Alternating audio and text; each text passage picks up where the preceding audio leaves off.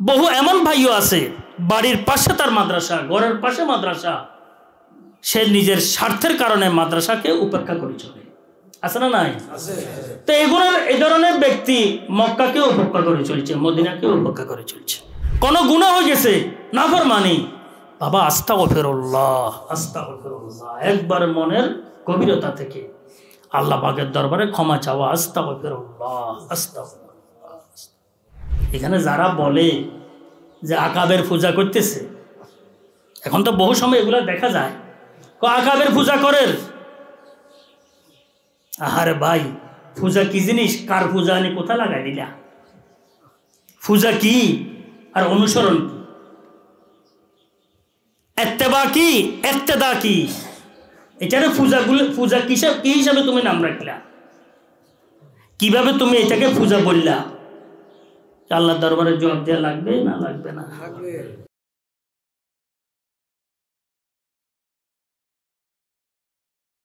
সুবহানাকা লা ইলমা লানা ইল্লা মা আল্লামতানা ইন্নাকা আনতাল আলিমুল হাকীম।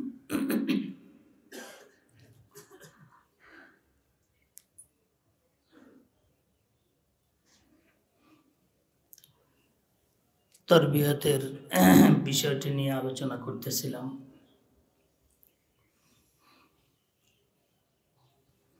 তরবিয়ত অর্জনের জন্য প্রথম বিষয় হচ্ছে আহলে তরবিয়ত যারা আছে ওদের সাথে মহব্বত রাখা। যদি আমি সর্বসাধারণ মুরব্বীদের সাথে মহব্বত রাখতে পারি, স্থাপন করতে পারি, তো আল্লাহ পাক আমাকে ওনাদের পাশে কাছে থাকার তৌফিক দান করবেন। আল মারউ মাআ মান আহাব, মানুষ ওই ব্যক্তির পাশে শেষ পর্যন্ত আল্লাহ পাক রাখেন সে যাকে মহব্বত করে। আহলে মহব্বতকে মহব্বত যদি আমরা করি, আল্লাহ পাকের ফজল, আল্লাহ পাকের করমে আমরা আহলে মহব্বতের সারির মধ্যে থাকার একটি সহজ সূরত। কষ্ট কম, মেহনত নাই, মহব্বতটাই যথেষ্ট।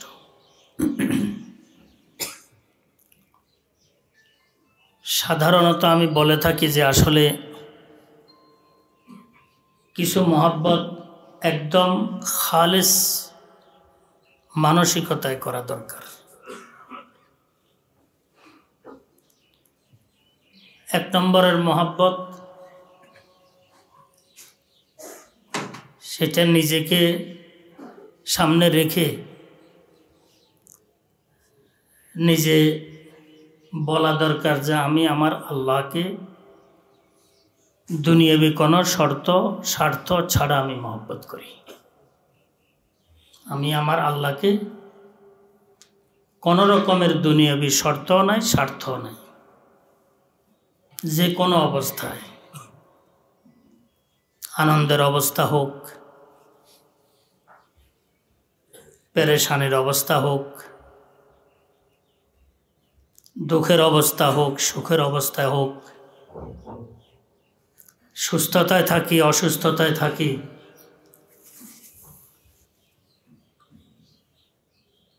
গরমে ঠান্ডায়, অনুকূলের পরিবেশে প্রতিকূলের পরিবেশে, যে কোনো অবস্থায় থাকি, আমার একটি এলান হবে আমি আমার আল্লাহকে কি করি? মহব্বত করি। কোনো স্বার্থ আমার নাই এখানে। এক সাহাবী রাদিয়াল্লাহু তাআলা আনহুর বর্ণনা বলছেন, জিহাদ করতে করতে বিপদগ্রস্ত হয়ে যদি আমার আত্মীয় স্বজন, সন্তান সন্ততি, ঘর বাড়ি সব কিছু শেষ হয়ে যায়, তখনও আমার আল্লাহর সাথে যে আমার মোহাব্বত, যে ঈমান আল্লাহর উপরে, এটার মধ্যে এক চুল পরিমাণে বেশ কম হবে না।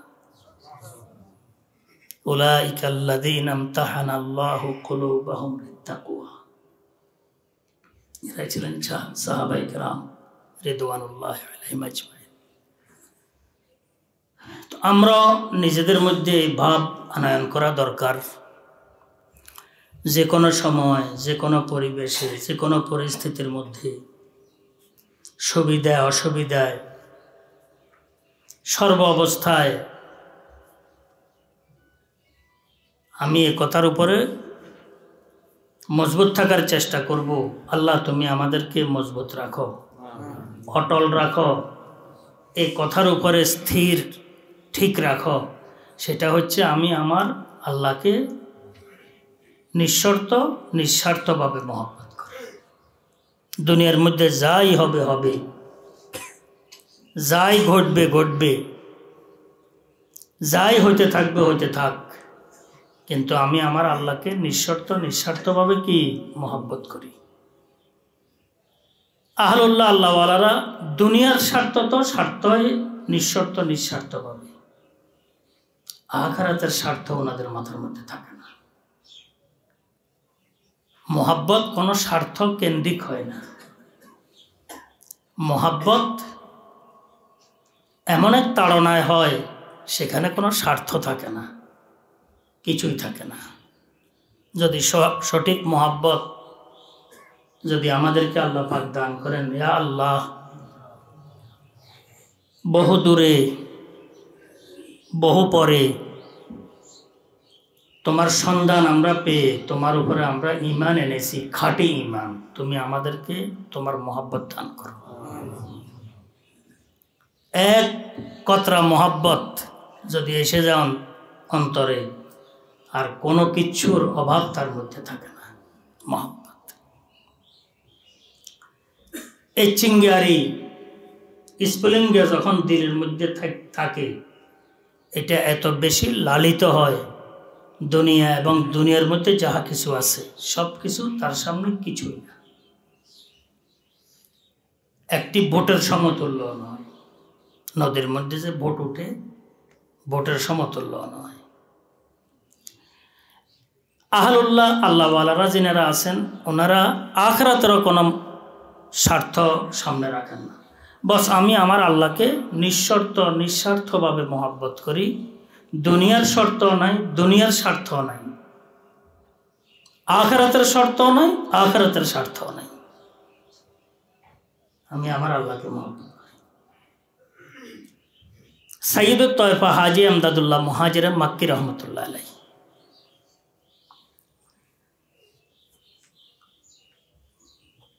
কুল্লিয়াতে এমদাদিয়ার মধ্যে হজরতের কিছু আশার আছে, গজল। তো ওনার এগুলা পড়লে বোঝা যায় যে ওনার মকাম কতটুকু। আমাদেরকে আল্লাহ পাক কত মুবারক, কত পরিষ্কার সালাসিলের সাথে আল্লাহ পাক আমাদেরকে সম্পৃক্ত রাখছেন। আলহামদুলিল্লাহ। বলছেন কোই তুঝসে কুছ কু ये कुछ चाहता है, मैं हूँ तुझसे या रब तलबगार तेरा। शब्दগুলো দেখেন, कोई तुझसे कुछ कू ये कुछ चाहता है, मैं हूँ तुझसे या रब तलबगार तेरा। কেউ তোমার কাছে মাওলায়ে করিম কিছু চায়, কেউ কিছু চায়, কারো দুনিয়াবি হাজাত সামনে, কারো উখরবি হাজাত সামনে, কারো জাহেরি হাজাত সামনে, কারো বাতিনি হাজাত সামনে। সবাই নিজের চাহিদা অনুযায়ী, হাজত অনুযায়ী আপনার কাছে চাইতেই থাকে আর আপনি দিতে থাকেন। কিন্তু মাওলায়ে করিম मैं हूँ तुझसे या रब तलबगार तेरा, আমি তোমার কাছে তোমাকে চাই। আল্লাহ এই সিলসিলার বরকত আমাদেরকে দান মাহরুম করবেন না ইনশাআল্লাহ। তো বহু সময় আমি কসম করতে পারি, এমন একবার না শতবার সহস্রবার এমন একটি আমার মধ্যে আশ্বাস এসে যায় যে কিনা আল্লাহ পাক এই বয়সে এই জায়গায় এত পরে এত অযোগ্যকে এত একটি সিলসিলার সাথে সম্পৃক্ত রাখছেন, আনোয়ারি সিলসিলা, মোনাব্বর সিলসিলা, কি আল্লাহ মাহরুম করার জন্য? মাহরুম কখনো করবেন না। হায় জান্নাত কি নেমত তো সব মেরে সর পর, ময়সর হো আয়ে কাশে দীদার তেরা। হযরত সৈয়দ তয়বা হাজী আমদাদুল্লাহ মুহাজির মক্কি রহমতুল্লাহ বলতেছেন, হায় জান্নাত কি নেমত তো সব মেরে সর পর, বেহেশতের সমস্ত নেমত আমার মাথার উপরে মাওলা। শিরোধার্য, হ্যাঁ, কিন্তু হে মাওলা, যদি তোমার দিদার যদি ময়াসসার হয়, এটাই আমার আকাঙ্ক্ষা আখিরাতের মধ্যে। জি, ময়াসসার হো আয়কা সে দিদার তেরা, যদি তোমার দিদার যদি আমার ময়াসসার হয়, ভাগ্যে জুটে, এটাই আমার চাহত আর চাহিদা, আর কিছু দরকার নেই। তো বলতেছিলাম, আমি আমার আল্লাহকে মহাব্বত করি নিঃশর্ত নিঃস্বার্থভাবে। এমনি তো আসলে আমরা গরিব, আমরা দুঃখী, আমরা তো ফকির মিসকিন। বেহেশতের আলোচনা আল্লাহ পাক করছেন, জান্নাতের নেয়ামতের আলোচনা করছেন, হ্যাঁ, জান্নাতের আরাম রাহাতের আলোচনা করছেন, আল্লাহ পাকের এনআম, আল্লাহ পাকের বকশিসের আলোচনা আল্লাহ পাক করছেন। বন্দা তো আসলে এগুলা বাদ দিতে পারে না, আগ্রহের জন্য এটা করছেন। কিন্তু আশেক একটি পর্যায়ে গিয়ে জাতের সাথে তার সম্পর্ক হয়ে যায়, আনুষঙ্গিকতা যেগুলো আছে এগুলা বাদ পড়ে যায় তার থেকে, আনুষঙ্গিক বিষয়গুলো তার সামনে থাকে না। এটা হচ্ছে খাঁটি পোক্তা পাকা আশেক যারা, তারা। আমরা কাঁচা যারা আছে, আমরা কত মাওলা বেহেশতের মধ্যে আপনার হাবিব সাল্লাল্লাহু আলাইহি ওয়াসাল্লামের যেখানে জোতা রাখেন, আপনার নেক বন্দারা যেখানে কি জোতা রাখেন, সেখানে একটু জায়গার ব্যবস্থা করে দিও। আমরা তো দুর্বল। ইশক মোহাব্বত যখন বেড়ে যাবে, তখন আল্লাহ পাকের জাত ছাড়া অন্য কোনো দিকে দৃষ্টি আর যাবে না, যাওয়ার সম্ভাবনা কি থাকবে না। এটাকে আমাদের পটিয়ার হযরত মুফতি আজিজুল হক সাহেব রহমতুল্লাহ আলাইহি বলছেন, জান্নাত ও দোজখ সে ইয়া রব কিয়া করুঁ, আরজু है मैं तुझे দেখা। কথা বুঝছেন? আল্লাহ ওয়ালাদের কি অবস্থা দেখছেন। তো আমি আপনাদের খেদমতে অনুরোধ করতেছিলাম যে আমি আমার আল্লাহকে, আমি আমাদের আল্লাহকে না, আমরা আমাদের আল্লাহকে না, প্রত্যেকটি ব্যক্তি তখসিসের সাথে, খুসুসিয়তের সাথে এটা আমরা প্রতিজ্ঞাবদ্ধ হব। আমি আমার আল্লাহকে, আমি আমার মনিবকে, আমি আমার প্রভুকে, আমি আমার রবকে আমি নিঃশর্ত নিঃস্বার্থভাবে মহব্বত করি।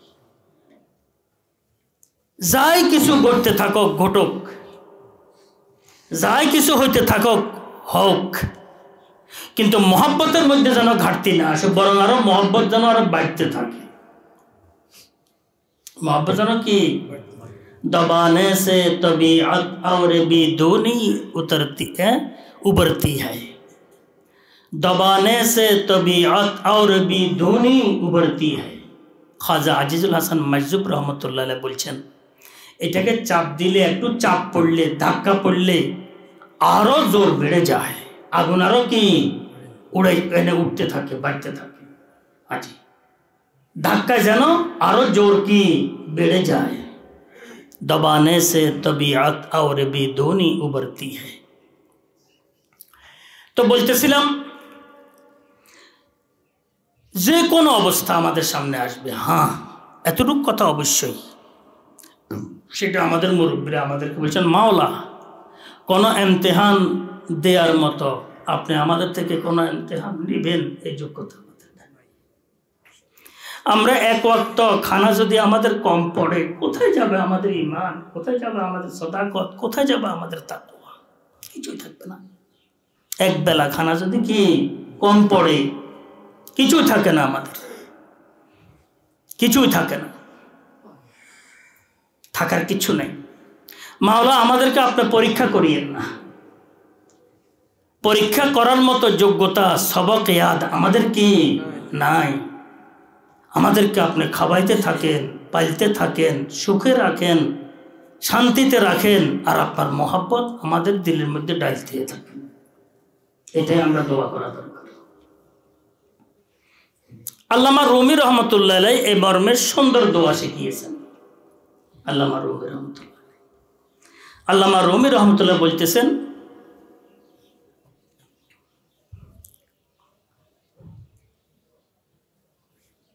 তো শেরগুলো শুরুতে ভুলে গেছি।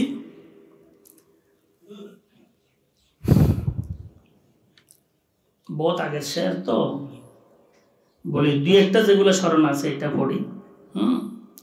আল্লামা রুমি রহমতুল্লাহ বলতেছেন, মাওলায়ে করিম, আমি সুখে থাকি, ছায়াতলে লালিত, ছায়ার মধ্যে তুমি আমাকে রাখছ, ছায়ার মধ্যে রেখে তুমি আমাকে শান্তিতে সুখে রেখে তুমি যেভাবে আমাকে তোমার নাম ডাকার জন্য সুযোগ করে দিছ, এই সুযোগ যেন আমার হাত ছাড়া না হয়।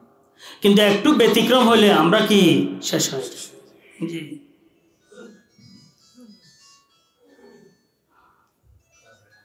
হ্যাঁ,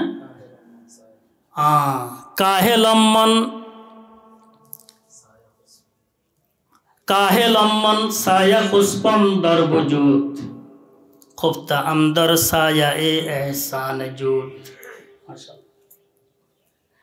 কাহে লম্মন সায়া খুসপম দর বজুদ, খুফতা আমদর সায়া এ এহসান জুদ। বলছে আমি বড় দুর্বল নিডাল, কাহেল। আবার দুর্বল নিডাল ন, অলস। দুর্বলতার চাইতে অলসতা বেশি। দুর্বলতার চাইতে কি বেশি? অলসতা বেশি। কাহেলম, আমি বড় অলস। ছায়া খুসপম, আরাম আয়েশকে আমি খুব পছন্দ করি, নিজের ব্যক্তিগত জীবনে, পারিবারিক জীবনে, দাম্পত্য জীবনে, সর্বক্ষেত্রে। কাহে লম্মন সায়া খুসপম দর বজুদ, খুফতা আমদর সায়া এ এহসান জুদ। তোমার এহসান আর করমের ছায়া তলে আমি লালিত। কাহে লানো সায়া খুসপা রামগর, রোজিয়ে বেন হাদাই নৌয়ে দিগর, রোজিয়ে বেন হাদাই নৌয়ে দিগর। তুমি অলস যারা ছায়ার মধ্যে লালিত, তাদেরকে তাদের অনুযায়ী তুমি রিজিক দিতে থাকো, রিজিক পৌঁছাতে থাকো।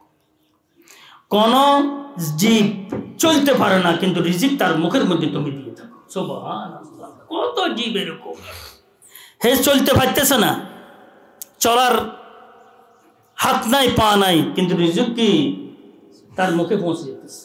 আল্লাহু আকবার। যতদিন হায়াত আছে এতদিন রিজিক তার মুখে পৌঁছতেছে। চোজমিরা পানা বাসদ জোদে তু, আবরেরা রানদ বসয়ে উদতু। জমিন পিপাসায় হাহাকারের মধ্যে আছে, ফেটে যাইতে আছে। আপনার নদী থেকে পানি, বিশুদ্ধ পানি উড়িয়ে জমিনকে কি সাইরাপ করতে আছে। সুবহানাল্লাহ। আল্লামা রুমি রহমতুল্লাহ বলতেছে, মাওলা আমি আপনার ইমতিহানের যোগ্যতা আমার কাছে নাই। কষ্ট ক্লেশ করে ঈমান সম্পদ ধরে রাখবো, তোমার নাম নিব, এই যোগ্যতা আমার কি নাই। তুমি মাওলা এহসান আর করমের ছায়াতলে যেভাবে লালন করছো, এভাবে ছায়াতলে তুমি আমাকে রিজিকের ব্যবস্থা করে দাও।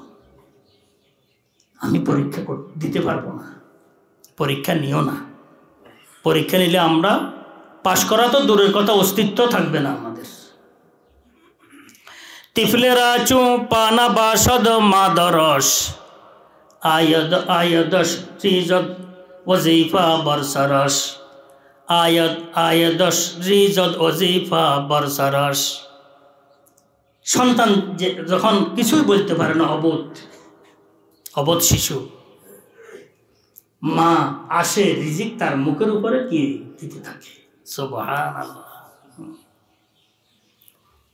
তো এই কারণে বলতেছিলাম যে আমরা যে দাবি করব, এটা দাবি নয়, এটা আল্লাহ পাকের দরবারে দোয়া। এটা আল্লাহর দরবারে কি দোয়া করব, দোয়ার সাথে লাগাই দিব। ইয়া আল্লাহ, সবচাইতে বেশি আমি তোমাকে নিঃস্বার্থভাবে আমি মহাব্বত করি, তুমি তৌফিক দাও। কি দাও? তৌফিক দাও। হযরত মাওলানা মুফতি আজিজুল হক সাহেব রহমতুল্লাহ আলাইহি উনি পটিয়া মাদ্রাসার ব্যাপারে একটা গজল লিখছেন। ये रशीदी बाग हो और ये रशीदी बाग है और कासमी गुलजार है, ये तो मेरी फैज़ का एक खुशनुमा दरबार है। আল্লাহ ওয়ালারা দেখেন কি, এটা হযরত শাহ জমিরুদ্দিন সাহেব রহমতুল্লাহ আলাইহির কাছে পেশ করছেন। ये रशीदी পটিয়ার ব্যাপারে বলছেন, ये रशीदी बाग है और कासमी गुलजार है, ये ज़मीरी फ़ैद का एक खुशनुमा दरबार है, पर तो अफ़ग़ान हो यहाँ पर फ़ैद इमदाद इला, सरपरस्ती ये हुसैनी सकाफ़िला सालार है। हज़रत शाह जमीरुद्दीन साहब रहमतुल्लाह अलैहि যখন এটা দেখলেন, বললেন যে ভাই, হায়ের মধ্যে দাবি আছে। কি আছে? দাবি আছে। এটারও হো করে দিও। হাই আর হোর মধ্যে বেশ কম নাই, ওজন ঠিকই আছে। হো করে দিলে দোয়া, হায়ের মধ্যে দাবি, হোর মধ্যে দোয়া। দাবির চাইতে দোয়া উত্তম।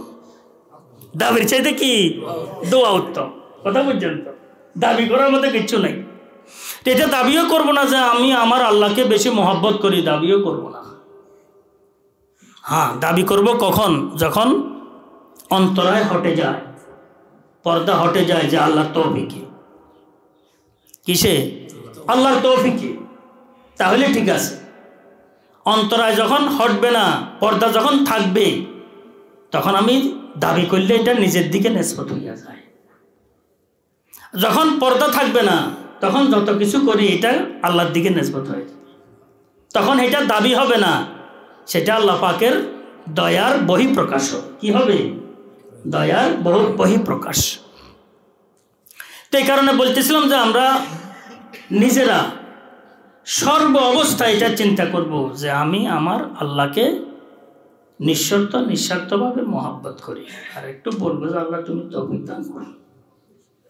আল্লাহ তৌফিক ছাড়া তো কিচ্ছু হয় না। মাইয়াহদিহিল্লাহু ফালা মুদিল্লা লাহ। যাকে আল্লাহ পাক হেদায়েত দান করেন, সঠিক রাস্তা রাখেন, তাকে গোমরাহ করানোওয়ালা দুনিয়ার মধ্যে কেউ নেই। ওয়া মান ইউদ্লিলহু ফালা হাদিয়া লাহ। আল্লাহ আল্লাহ, প্রত্যেকটি খুতবার মধ্যে এই বিষয়টি পাওয়া যায়। প্রত্যেকটি খুতবার মধ্যে খুতবায় আমাদেরকে স্মরণ করায় তোর কোনো কাবিলিয়ত নাই, তোর কোনো কি নাই? কাবিলিয়ত নাই। অবদান, দয়া, করম, করুণা, এহসান কার? আল্লাহ। সব কিছু আল্লাহর। মাইয়া খুতবা এমন একটি জামে বিষয়। এই খুতবা যে আমরা ওয়াজ নসিহতের মধ্যে খুতবা পড়ি, জুমার সময় খুতবা পড়ি, যে কোনো সময় খুতবা আমরা পড়ি, খুতবার মধ্যে আকীদার মৌলিক বিষয়গুলো বহু এসে যায়। মাইয়াহদিহিল্লাহু ফালা মুদিল্লা লাহ। এবার আমি কোন নম্বরে আছি আল্লাহ পাক জানেন। ওয়া মান ইউদ্লিলহু ফালা হাদিয়া লাহ। জাহির তো হেদায়েত হইতে পারে, আঞ্জাম কি? ইবতিদা হেদায়েতের আঞ্জাম কি? দলালতের কি অবস্থা হবে? এরকম হাজারো ঘটনা আছে, হাজারো ঘটনা আহাদিসের মধ্যে পাওয়া যায়, বাস্তবতাও দেখা যায়। ইবতিদা খুব সুন্দর, আঞ্জাম খুব কি? খারাপ। আর বহু সময়ের বিপরীতে দেখা যায়। ইবতিদা দেখতে কিন্তু সদর বদর কিছু নাই, কিন্তু আঞ্জাম কিন্তু খুব ভালো। আঞ্জাম কিন্তু কি? খুব ভালো। যে মানুষ আঞ্জামকে ভুলে যায়, যে ব্যক্তি আঞ্জামকে ভুলে যায়, আসলে বুঝ ব্যবস্থা আমাদের কম। এখানে এই কথার দ্বারা বোঝা যায় ওয়া মান ইউদ্লিলহু ফালা হাদিয়া লাহ, যে হেদায়েতের উপরে কোনো গর্ব অহংকার আমার নাই। কাজ তো কার? আল্লাহর। হেদায়েত দেওয়ার কাজও আল্লাহর, হেদায়েত থেকে বঞ্চিত করার কাজও কার? আল্লাহর। তো আমি হেদায়েতের উপরে জাহেরান আছি বটে, অহংকার আমার হলে না আমি অহংকার করবো যেটা আমার গুণ, এটা আমার বিষয়, আমি এমন আমি তেমন, এটা তখন আমি অহংকার করা ঠিক আছে, কিন্তু আমার তো কিচ্ছু নাই, সব তো উদাররা, সব তো কি আল্লাহ পাকের দান। আল্লাহ পাকের দান দিয়ে আমি অহংকার করলে তো সেখানে কিছু এনে আমার কি অহংকার হলে সেখানে, এটা তো বড় মারাত্মক গুনাহ। ওয়ামাই ইউদ্দিলহু ফালা হাদিয়া লাহু। এখন আমি আঞ্জাম তো সবচেয়ে বেশি আঞ্জাম নিয়ে কথা, যে আমার আঞ্জাম কি হবে, এটা হচ্ছে মেইন জিনিস। এটা যার আছে সে কখনো নিজেকে একজন কাফের থেকেও মাআলান ভবিষ্যৎ হিসাবে ভালো মনে করতে পারে না। আমাদের আকাবের, আমাদের আহলুস সুন্নাহ ওয়াল জামাতের আকীদার মধ্যে আছে আমি উপস্থিত ঈমানদার হিসাবে ভালো আছি আল্লাহর রহমতে, কিন্তু ভবিষ্যতে কি হয় সেটা আমার হাতে নেই। আল্লাহ পাক আমাকে ঈমানের উপর রাখছেন, সেই হিসাবে আমি কি আছি? ভালো আছি, কিন্তু ভবিষ্যৎ কি হয় সেটা আমার হাতে কি নাই।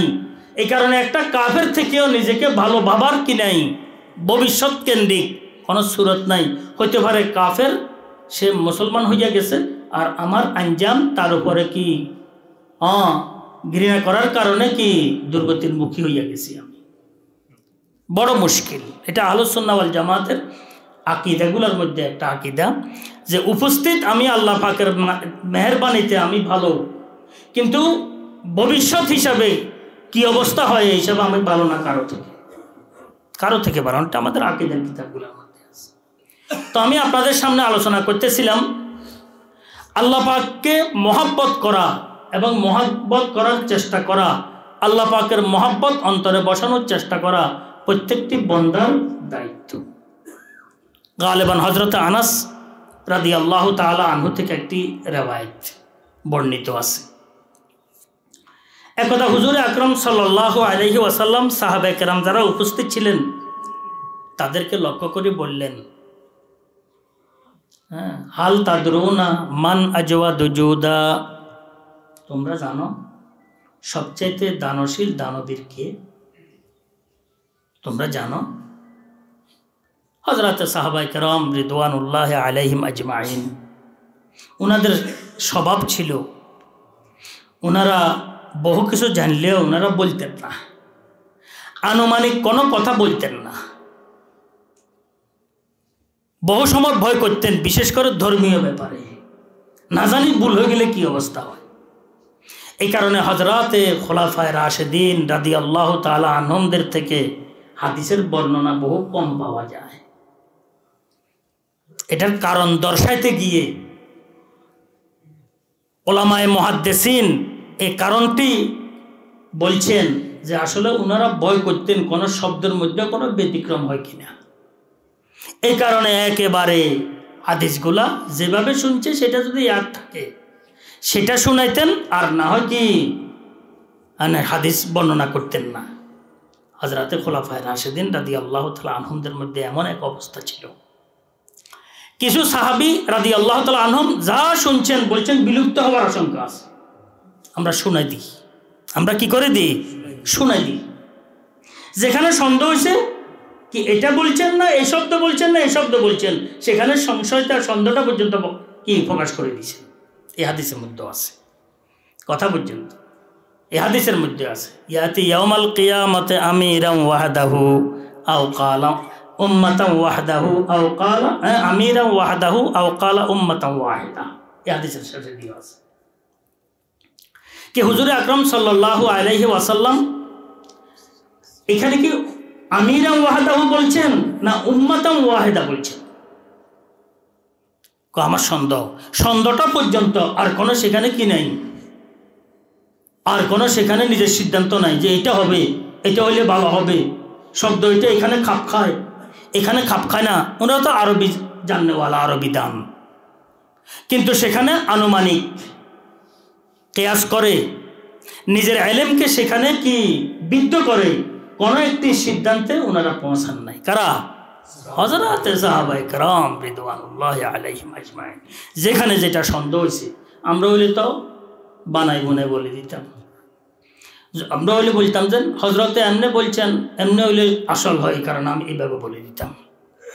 মনে হয় এটা হইলে ভালো হয়, এটা বলে দিতাম। আমরা হলে বলতাম যে এটার দ্বারা আমার দলের উপকার হয়, এই কারণে আমি এটারে বানাই এইভাবে করে দিতাম। পুরো হাদিসকে আমরা পর্যন্ত মশলাইয়া দলের এনে দলের কি উপকার হয় দল মতো করার চেষ্টা করতাম আমরা। আমাদের এমন এক অভ্যাস, বুঝছেন, পুরো হাদিসকে মশলাই দিতাম আমরা, পুরো আকিদাকে আমরা মশলাই দিই। হযরতে সাহাবায়ে কেরাম রিদওয়ানুল্লাহি আলাইহিম আজমাইনদের মধ্যে এই স্বভাব ছিল না। ওনারা নফসানিয়তের ঊর্ধ্বে ছিলেন। সবচাইতে মারাত্মক যে জীবাণু, সবচাইতে মারাত্মক যে বিষয়, সেটা হচ্ছে নফসানিয়ত, আমিত্বের বিষয়টি। কিসের বিষয়টি? আমিত্বের বিষয়টি। আমিত্বের বিষয়টির ইসলাহ হয়ে গেলে সব ইসলাহ হয়ে যায়। আর আমিত্ব এটা আসে দুনিয়ার মহব্বতের কারণে। কিসের কারণে?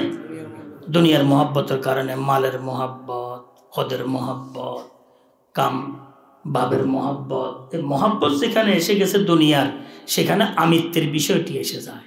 হাদিসকে ঘুরে নিজের মন মতো করার চেষ্টা করে, কোরআনকে ঘুরে নিজের মন মতো করার চেষ্টা করে। হাদিস আসলটা বাদ দিয়ে আরেকটা নিয়ে এখানে কি যেটা আরেকটা আছে সেটারে কি খাড়া করাই দিয়ে ওইটা এমনভাবে বলে যেন এটা নাই। আল্লাহ আমাদেরকে হেফাজত করেন।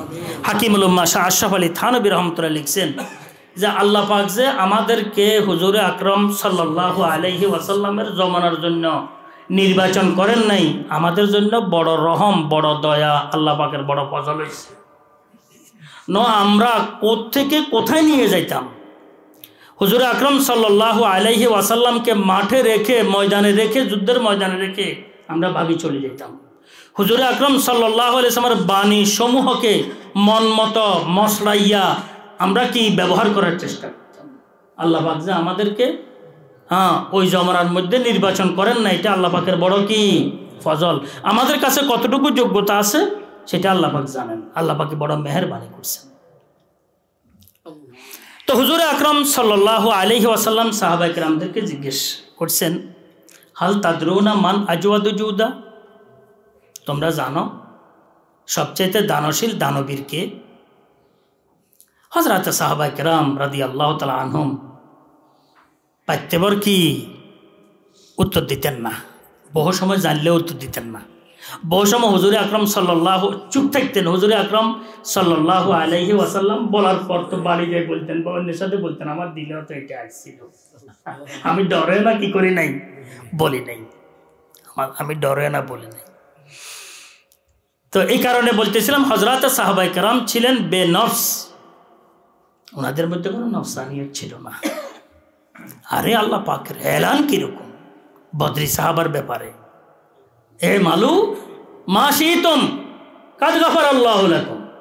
কে আবার সাহাবায়ে কেরামের দিকে তাকাবে? হ্যাঁ জি, এ মালু মা শিতুম কাদ গাফারাল্লাহু লাকুম, যা ইচ্ছা তোমরা তাই করো, তোমাদের সব আল্লাহ ক্ষমা করে দিয়েছেন। সুবহানাল্লাহ। এটা এমন একটি দল সাহাবায়ে কেরামদের, সেখানে সব গবেষকের গবেষণা সেখানে শেষ, সাহাবায়ে কেরাম পর্যন্ত গিয়ে শেষ। জরহ তাদিলের আইম্মাদের জরা এবং তাদিল ধরাধরি সেখানে শেষ।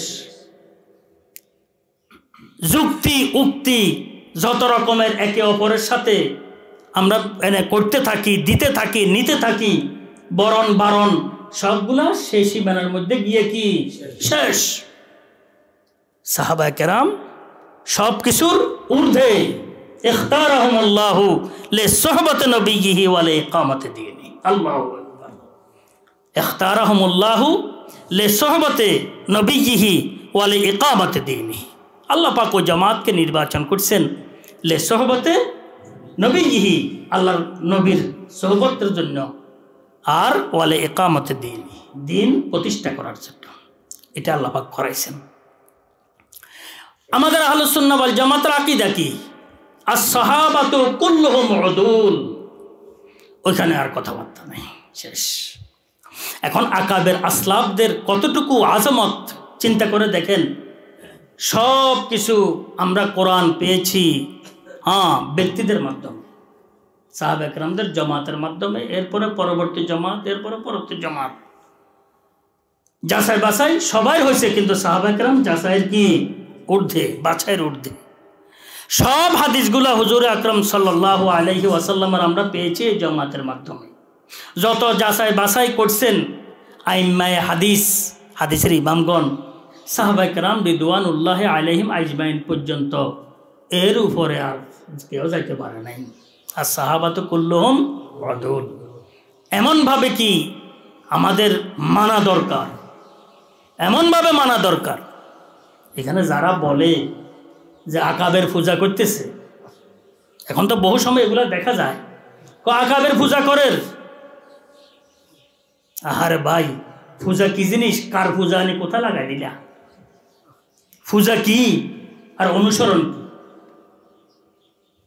ইত্তেবা কি, ইক্তেদা কি? এটারে পূজা কি হিসাবে তুমি নাম রাখলা? কিভাবে তুমি এটাকে পূজা বললা? আল্লাহর দরবারে জবাব দেওয়া লাগবে না লাগবে না? আল্লাহর দরবারে জবাব দেওয়া লাগবে। তাহলে আমরা সাহাবা একরামদেরকে পূজা করলাম, সমস্ত আইম্মারা সাহাবা একরামদেরকে পূজা করছে, কি হলো জিনিসটা? এবারে সমস্ত সাহাবা একরাম হুজুর আকরাম সাল্লাল্লাহু আলাইহি ওয়াসাল্লামের পূজা করছে, কি হলো জিনিসটা? কারণ হুজুর আকরাম সাল্লাল্লাহু আলাইহি ওয়াসাল্লামের কোন একটি কথার বাহিরে কোন একজন সাহাবী যান নাই, কোন একজন সাহাবী যান নাই রাদিয়াল্লাহু তাআলা আনহু। হ্যাঁ, তাহলে আমরা যদি এটা বলি যে সাহাবীরা হুজুর সাল্লাল্লাহু আলাইহি ওয়াসাল্লাম পূজা করছে, খালি শব্দ মিলাইলে তো আর গোছাইলে তো আর গোলালে তো আর বললে তো হয় না। প্রত্যেকটা শব্দের জবাব দিতে হবে আল্লাহ পাকের দরবারে। কি দিতে হবে? জবাব দিতে হবে। আমরা যদি বলি ইমামে বুখারী রহমতুল্লাহ আলাইহি ইমামে আব্দুল্লাহ ইবনে মুবারকের পূজা করছে, কি হলো জিনিসটা? পূজা করছে মানে কি? ওনার আব্দুল্লাহ ইবনে মুবারক হাদিস বলছেন, ইমামে বুখারী রহমতুল্লাহ আলাইহি হাদিসটা গ্রহণ করছেন, ওটা মানে নিছেন। আব্দুল্লাহ ইবনে মুবারক যেভাবে বলছেন সেভাবে মানে নিছেন। তাই এটা কি পূজা হইল? জি, এটা কি পূজা হইল? কি হলো জিনিসটা? হাদিসের ইমামগণ তাদের ওস্তাদদের থেকে হাদিস গ্রহণ করছেন, ওস্তাদদেরকে গ্রহণ করে বলছেন আমার এই ওস্তাদ সঠিক, এই ওস্তাদ সঠিক বলছে, এইটা গ্রহণ করে হাদিসটি সামনে পৌঁছাইছেন। এটা কি পুজো হয়ে গেছে ওস্তাদদের? আইনা হাজা মিন হাজা, কি বলো তোমরা? আল্লাহ পাক সোহবতের তৌফিক দান করেন। আহলুল্লাহ আল্লাহ ওয়ালাদের সোহবত যদি কেউ না পায় তো তাদের জিহ্বাও কি সামলায় না, মুখ সামলিয়ে চলতে পারে না। কথায় বোঝা যায় যে সে সোহবত পাইছে কিনা, কথায় বোঝা যায় সে সোহবত পাইছে কিনা। সোহবতের সবচাইতে বেশি দরকার, সোহবতের দ্বারায় শুদ্ধি আসে, সোহবতের দ্বারায় নূর আসে, এলেমের দ্বারায় শুদ্ধি আসে না, সোহবত প্রয়োজন। যাই হোক, হুজুর আকরাম সাল্লাল্লাহু আলাইহি ওয়াসাল্লাম জিজ্ঞেস করলেন মান আজওয়াদু জুদা, সবচাইতে বড় দানশীল দানবীর কে? হযরতে সাহাবায়ে কেরাম রাদিয়াল্লাহু তাআলা আনহুমদের স্বভাব ধর্মীয় ব্যাপারে উত্তর দিতে খুব সতর্ক থাকতেন। এটার ব্যাপারে বলছিলাম, হযরতে খোলাফায়ে রাশিদিন রাদিয়াল্লাহু তাআলা আনহুমদের থেকে হাদিস বর্ণনা কম হওয়ার কারণগুলোর মধ্যে এটা একটা আছে। সতর্ক থাকতেন ওনারা। বহু সাহাবী তো কোনো হাদিসে বর্ণনা করেননি, দরকার নাই আমার। আর কিছু সাহাবী রাদিয়াল্লাহু তাআলা আনহুম চিন্তা করছেন আমার হাবিবের যদি কোনো কথা যদি কি বাদ পড়ে যায়, ওনারা বয়ানে করতেছিলেন, যা শুনছেন তা। মুখতালিফ মেজাজে তো আল্লাহ পাকের রহমত, এটা থেকে আমাদের মধ্যে এতেদাল এসে যায়। কি এসে যায়? এতেদাল। হ্যাঁ, আমাদের মধ্যে একটা কি ইনসাফ এসে যায়। মুখতালিফ মেজাজ না হলে এটা হয় না। হুবহু আইম্মে হাদিসের মধ্যেও আইম্মাদের যাচাই বাছাই, জমে হাদিস, হাদিসগুলো জমা করা, হাদিসগুলা লিখা, হাদিসগুলা প্রচার করা, রক্ষণবেক্ষণ করা, এই ধরনের আইম্মাদের মধ্যে হুবহু সাহাবায়ে কেরামদের যে মেজাজ, হাদিসের ইমামদের মধ্যে হুবহু এই মেজাজ। বহু হাদিসের ইমাম চিন্তা করছেন কোন হাদিস কোন পাঠ পড়ে কিনা, যাচাই বাছাই পরে হবে, আবার এখন একবার কি করি ফেলাই গোছাই লই, যাচাই পরে যাচাই কর্ণওয়ালা যাচাই করবেন, আগে একবার কি এটা তালাশ করে নি। যত হাদিস যতখানে পেয়েছে সব হাদিসগুলা ওনারা গোছাইছেন, সহি জয়ীব কার মাধ্যমে পাইছেন, কি হয়েছে, কোনো যাচাই ইত্যাদি কিচ্ছু করেন নাই, একবার জমা কর। হাবিব সাল্লাল্লাহু আলাইহি ওয়াসাল্লামের কোনো কথা যেন বাদ পড়ে না যায়। আল্লাহ পাকের বড় আজীব কুদরত, হুজুরে আকরাম সাল্লাল্লাহু আলাইহি ওয়াসাল্লামের বড় মুআজিজা ওই সময়ের মধ্যে হাদিস সংকলনের বিষয়টি। আমার মনে হয় এটাই ইসলাম ধর্ম সত্য হওয়ার জন্য যথেষ্ট, আর বেশি কিছু দরকার নেই। না কলম ছিল, না কাগজ ছিল, না আলো ছিল, না উন্নয়ন ছিল, কিছুই ছিল না প্রযুক্তিগতভাবে দুনিয়াবি হিসাবে। এরপরেও একটি হাদিসও বাদ পড়ে নাই। যালিকা ফজলুল্লাহ, কথা বুঝছেন, এটা আল্লাহ পাকের ফজল, আল্লাহ পাকের করম। এটাই প্রমাণ করে যে ইসলাম ধর্ম সঠিক। যালিকাল কিতাবু লা রাইবা ফি, কোন কিতাবের সংকলনও হয় নাই। আয়াতগুলো পড়ছেন, জায়গা জায়গা আছে, সিনে সিনে আছে, কোনোখানে খালে আছে, গাছের কি এর মধ্যে আছে, কি কয়টারে, পাতার মধ্যে আছে, বিভিন্ন অংশে আছে, কিন্তু আল্লাহ পাক বলেছেন যালিকাল কিতাবু লা রাইবা ফি, এই কিতাবের মধ্যে কোনো কি নাই, সন্দেহের অবকাশ নাই। আর এই কিতাবটি সংকলিত হয়েছে হযরতে সাহাবায়ে কেরাম রিদওয়ানুল্লাহি আলাইহিম আজমাইনদের মাধ্যমে। তাহলে কিতাবের মধ্যে যদি কোনো রকমের সন্দেহের অবকাশ না থাকে, যাদের থেকে কিতাব আমরা পেয়েছি তাদের থেকে মধ্যে কোনো রকমের সংশয়ের কি নাই, অবকাশ নাই। বুঝছেন কথাটি? কথায় একটি কথার দ্বারা বহু বিষয়গুলো সামনে এসে যায়। এখানেও আদালতে সাহাবা সাবেত হয় খুব গুরুত্বপূর্ণভাবে যে যালিকাল কিতাবু লা রাইবা ফি, এই কিতাব তো সাহাবায়ে কেরামদের থেকে সংকলন, যে কেউ এক আয়াত নিছে, কেউ দুই আয়াত দিচ্ছেন, কেউ এক সূরা দিচ্ছেন, কেউ আরেক সূরা দিচ্ছেন। জি, তালাশ করতে করতে করতে করতে হজরতে ওমর ফারুক রাদিয়াল্লাহু তাআলা আনহুর জমানায় এটা কি হয়েছে, সংকলন হয়েছে। সিদ্দিক আকবর রাদিয়াল্লাহু তাআলা আনহু সহ পরামর্শ করে, তাহলে কাদের মাধ্যমে হয়েছে? তাহলে কিতাব যদি লা রাইবা ফি হয়, কিতাব যাদের থেকে, যে জমাত থেকে আমরা প্রাপ্ত হয়েছি, ওই জমাত আল্লাহর রহমতে আদালতের মধ্যে লা রাইবা ফি, এদের মধ্যে কোনো রাইব নেই। আল্লাহ পাকের ফজল করম, আল্লাহ আমাদেরকে কি নেয়ামত দান করছেন। সাহাবায়ে কেরামদের বড় একটি নেয়ামত আল্লাহ পাক দান করছেন। তো আইম্মাদের মধ্যে হযরত সাহাবায়ে কেরামদের মেজাজ অনুযায়ী এই বিভিন্ন রকমের, কেউ শুধু গ্রহণ করছে, কেউ যাচাই করছেন, কেউ ফেকার হিসাবে নিছেন, কেউ আকীদার হিসাবে নিছেন। এইভাবে করতে করতে করতে করতে আলহামদুলিল্লাহ পুরাপুরি নিষ্কাশিত হয়ে আজকে পরিষ্কারভাবে আমাদের সামনে এসে গেছে। এমনভাবে আসছে, এটা আল্লাহ পাকের ফজল করম। বহু ইমাম আছেন, বিশেষ করে ফিকহ হানাফির মধ্যে এই ইমাম আলহামদুলিল্লাহ বেশ পরিমাণে পাওয়া যায়। হুজুরে আকরাম সাল্লাল্লাহু আলাইহি ওয়াসাল্লামের যে হাদিসগুলা বিলুপ্ত হওয়ার পথে, ওগুলা তালাশ করে নিয়েছে আমার ওস্তাদে মহতরম মুফতি আব্দুর রহিম সাহেব দামাত বারাকাতুহুল আলিয়া। উনি বলছেন হেদায়ার কিতাব এটা হাদিসের কিতাব, ওলামারা বলছেন এই হেদায়ার মধ্যে এমন কিছু হাদিস সাহেবে হেদায়া নিয়ে আসছেন যে হাদিসগুলা সাধারণত বিলুপ্ত হবার কি ছিল, আশঙ্কা ছিল। এই কারণে ওই হাদিসগুলা দলিল হিসাবে নিয়ে আসছেন। ফিকহ হানাফির দলিলের কোনো শেষ নাই, এর চাইতে উজ্জ্বল দলিল ফিকহ হানাফির মধ্যে বহু আছে, কিন্তু সাহেবে হেদায়া এই ধরনের হাদিসগুলা কেন নিয়ে আসলো? এক কিতাব আছে, বিশাল কিতাব, কোন সাহাবী থেকে কতগুলো হাদিস আছে, এই সাহাবী হিসাবে হাদিসগুলা লিখছেন, কজন সাহাবী থেকে কতগুলো হাদিস কোন সাহাবী থেকে আসছে। কথা বুঝছেন তো? এই হাদিস এই সাহাবী থেকে এতগুলো হাদিস, এই সাহাবী থেকে এতগুলো হাদিস, এই সাহাবী থেকে এতগুলো হাদিস। এটা আসলে দ্বীনে ইসলাম যে হক, আল্লাহ পাক এমন কিছু লোক তৈরি করে রাখছেন যেটা কল্পনার বাহিরে। খায়ের এই বিষয়টি তো মাঝে মধ্যে আলোচনা হয়। আজকে আমি বলতেছিলাম যে মান আজওয়াদু জুদা, আল্লাহ পাকের ব্যাপারে আমরা এটা কি করব, একদম নিজেকে স্থির রাখার চেষ্টা করব। আমি আমার আল্লাহকে নিঃস্বার্থভাবে মহব্বত করি। আল্লাহ তৌফিক দান করুন। কি তৌফিক দান? আমি তো মনে করি আসলে দোয়ায় এটা দাবির মতো হয়ে গেছে। তৌফিক না হলে এটা হইতো না,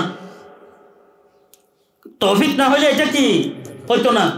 এটাকে কাদাওয়াস সাইয়ে বেবাইনাতিন ওয়া বুরহান বলা হয়। কি বলা হয়?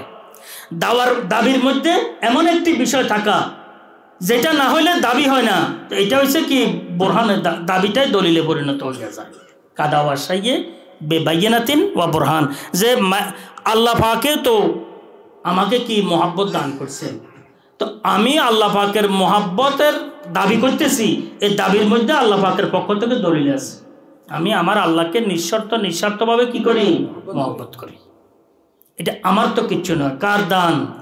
এইটা কাদাওয়াস সাইয়ে বেবাইনাতিন ওয়া বুরহান, এটার মধ্যে আল্লাহর দান, নিজের কিচ্ছু না, এটা আমি ইমানদারের সবাই জানি আল্লাহর দান।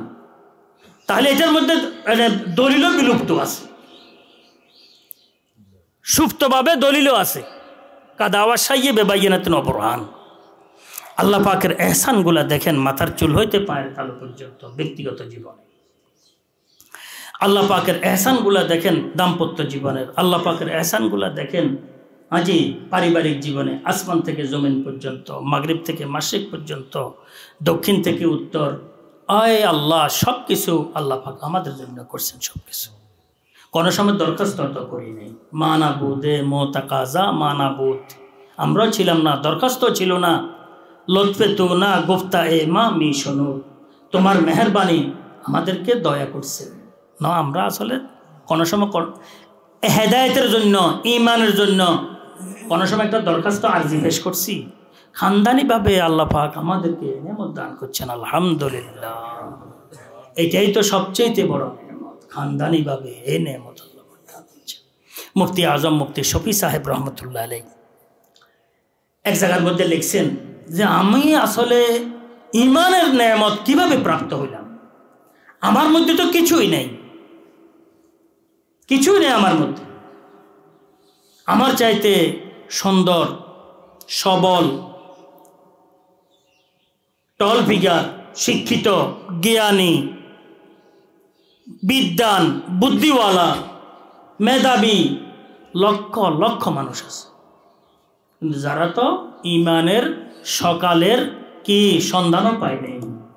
আমাদেরকে আল্লাহ পাক পুরা ইমান সম্পদ দান করছেন, আলহামদুলিল্লাহ। মুফতি শফি সাহেব রহমতুল্লাহ বলছেন, না গোলাম, না বর্গে গোলাম, না দরখতে সায়াদারম, বহায়রতম কে দেহকা বচেকারে কাশতে মারা।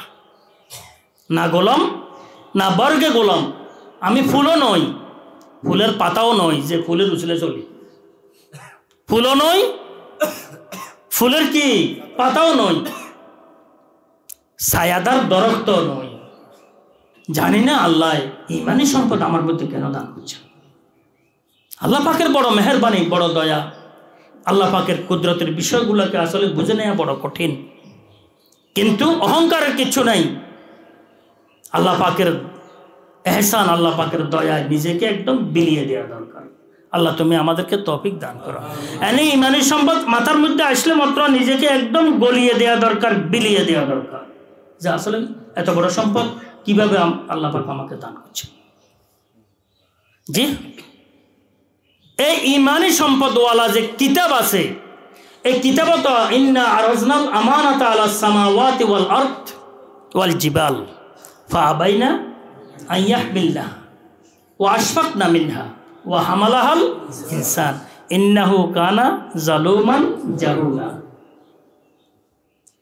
কথা বুঝছেন? যেটা আসমানে কি করে নাই, বরণ করে নাই, জমিনে ধারণ ক্ষমতা নাই, পাহাড়ের গ্রহণের ক্ষমতা নাই, আল্লাহ পাক আমাদেরকে দান করছেন, আলহামদুলিল্লাহ। আল্লাহুম্মা লাকাল হামদ ওয়া লাকাশ শুকর ওয়া লাকাল কিবরিয়া ওয়া লাকাল মাসালুল আলা ওয়া আনতা আলা কুল্লি শাইইন কাদির। আল্লাহুম্মা লাকাল হামদ ওয়া লাকাশ শুকর ওয়া লাকাল কিবরিয়া ওয়া লাকাল মাসালুল আলা ওয়া আনতা আলা কুল্লি শাইইন কাদির। যালিকা ফাজলুল্লাহ ইউতিহি মান ইয়াশা ওয়াল্লাহু আলা কুল্লি শাইইন। তা আমি বলতেছিলাম আসলে কত বড় ইহসান আল্লাহ পাকের, চিন্তা করে দেখেন। ঈমান আছে তো জিন্দা, ঈমান নাই তো মরা। কোরআনে কারীমে জায়গা জায়গায় আল্লাহ আমাদেরকে হেফাজত করো আমরা দলের প্রভাবের কারণে, মতের প্রভাবের কারণে, আমরা গোত্রীয় প্রভাবের কারণে, দুনিয়ার স্বার্থ শর্তের কারণে, আমরা দুনিয়ার মহব্বতের কারণে এই ইমানি সম্পদকে আমরা কি করে দিয়ে প্রত্যাখ্যান করি? একমাত্র ইমানি সম্পদ। বহু এমন ভাইও আছে বাড়ির পাশে তার মাদ্রাসা, ঘরের পাশে মাদ্রাসা, সে নিজের স্বার্থের কারণে মাদ্রাসাকে উপেক্ষা করে চলে। আছে না নাই? তো এই ধরনের ব্যক্তি মক্কাকে উপেক্ষা করে চলছে, মদিনাকে উপেক্ষা করে চলছে। বুঝলেন না কথাটি? বড় আফসোস আর পরিতাপের বিষয়।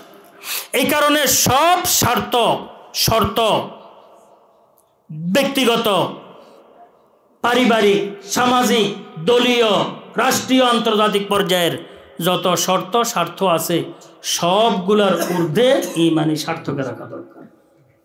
ইমানি শর্ত সবগুলোর কি ঊর্ধ্বে। আল্লাহ তুমি আমাদেরকে তৌফিক দান করো। আর এখানে যেটা নাকি খুব বিতর্কত, কারচুপি করে, সেটা হচ্ছে আমাদের মন, আমাদের নফস। এটা হচ্ছে মন। এই কারণে মনের বিষয়টিকে সব সময় বলা হয়েছে কোরআনে কারিমের মধ্যে, এটা আল্লাহ পাকের প্রতিপক্ষ। মন আল্লাহ পাকের কি প্রতিপক্ষ। দুনিয়ার যত গোলমাল সব মন থেকে শুরু হয়, যত কুফর শিরিক মুনাফিকি সবগুলো মনের গোলমাল, মনের গোলমালের বহিঃপ্রকাশ। এই কারণে আমাদের আকাবের আসলাফরা ইসলাহের নফস বলছেন। কি বলছেন? নফসের ইসলাহ, এটা হচ্ছে সবচেয়ে গুরুত্বপূর্ণ বিষয়। হযরত কুতুবে আলম রশিদ আহমদ গাঙ্গুহি রহমতুল্লাহ বলছেন যে নফস থেকে যত দূরে সরবে সে আল্লাহ পাকের দরবারে তত করিব হবে, আর যত নফসের করিব হবে আল্লাহ পাকের দরবার থেকে তত সে দূরে সরবে। মনের যত দূরে থাকবে আল্লাহ পাকের কাছে থাকবে দরবারের, মনের যত কাছে হবে আল্লাহ পাকের দরবার থেকে সে তত কি দূরে থাকবে। হযরত কুতুবে আলম রশিদ আহমদ গাঙ্গুহি রহমতুল্লাহ বলছেন। তো আমি এই হাদিসের মধ্যে আপনাদেরকে বলতেছিলাম, সাহাবায়ে কেরামকে জিজ্ঞেস করছেন মান আজওয়াদু জুদা, সবচাইতে দানশীল দানবীর কে হে আমার সাহাবারা? হাল তাদরুন, তোমরা জানো? কালুল্লাহু ওয়া রাসূলুহু আলাম, এরা বলছেন আল্লাহ এবং আল্লাহ রাসূলে ভালো জানেন। আল্লাহ এবং আল্লাহ রাসূলে কি ভালো জানেন। আল্লাহর হাবিব ইরশাদ করেন কাল আল্লাহু আজওয়াদু জুদা। হুজুর আকরাম সাল্লাল্লাহু আলাইহি ওয়াসাল্লাম ইরশাদ করলেন আল্লাহই সবচেয়ে বড় দানশীল দানবীর। কোনো শর্ত নাই, কোনো স্বার্থ নাই, আমাদের উপকারের জন্য ইহকালীন পরকালীন পুরা দুনিয়া আখিরাতকে আল্লাহ পাক এমনিতেই সৃষ্টি করছেন। সুবহানাল্লাহ, সুবহানাল্লাহ। এই কারণে আমাদের একটি কথা এটা থাকবে যে আমি আমার আল্লাহকে নিঃস্বার্থভাবে মহব্বত করি। আমি আমার আল্লাহকে নিঃস্বার্থভাবে কি করি? মহব্বত করি। বাস, কোনো স্বার্থ নাই। যত অবস্থা আসুক কোনো অসুবিধা নাই। খুশির অবস্থা আসলে আলহামদুলিল্লাহ, কি আলহামদুলিল্লাহ। গুনার অবস্থা আসলে আস্তাগফিরুল্লাহ। নাফরমানের অবস্থা আসলে কি আস্তাগফিরুল্লাহ। বিপদের কোনো কিছু আসলে মনের বিপরীতে ইন্না লিল্লাহ। তাহলে নেয়ামত যদি আমার অনুকূলে হয়, আমি যদি আরামে থাকি, নেয়ামতের সাথে থাকি, যদি আলহামদুলিল্লাহ মনের চাহিদা অনুযায়ী কিছু বিষয় আমার সামনে এসে যায়, জায়েজ বিষয়, তাহলে আল্লাহ শুকর আদায় করবো আলহামদুলিল্লাহ, আলহামদুলিল্লাহ। পাকিস্তানে হযরত রহমতুল্লাহ বলছেন 7 বার বলিও মনের গভীরতা থেকে আলহামদুলিল্লাহ, আলহামদুলিল্লাহ, আলহামদুলিল্লাহ। তো দিনে কত নেয়ামত ভোগ করতেছি আল্লাহ পাকের, কত রকমের নেয়ামত ভোগ করতেছি আল্লাহ পাকের, কত ধরনের নেয়ামতের সাথে আমি সম্পৃক্ত আল্লাহ পাকের। হ্যাঁ, আল্লাহ পাকের শুকর যদি আদায় করতে থাকি তো গুজারি নাবাশত একে আজ হাজার, পুরা জীবন যদি আদায় করতে থাকি লাখের থেকে একটিও তো আদায় হবে না, কিন্তু চেষ্টাতে করা দরকার। হ্যাঁ, কি করা? আলহামদুলিল্লাহ, আলহামদুলিল্লাহ।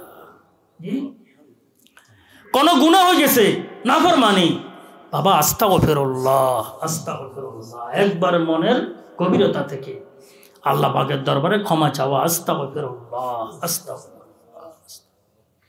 মানুষের গায়ে এখতিয়ারি অনিচ্ছাকৃতভাবে কিছু হালাত এসে যায়, মানুষের চাহিদার বিপরীতে, যেটাকে আমরা মুসিবত বলি, তখন ধৈর্য আর দোয়া। কিরে, ধৈর্য আর দোয়া পড়বো, ইন্না লিল্লাহি ওয়া ইন্না ইলাইহি রাজিউন, ইন্না লিল্লাহি ওয়া ইন্না ইলাইহি রাজিউন, ধৈর্য আর দোয়া।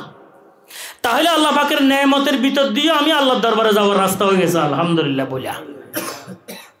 গুনাহ হয়ে গেছে, ইস্তেগফারের ভিতর দিয়ে আল্লাহর দরবারে যাওয়ার রাস্তা প্রশস্ত হয়ে গেছে।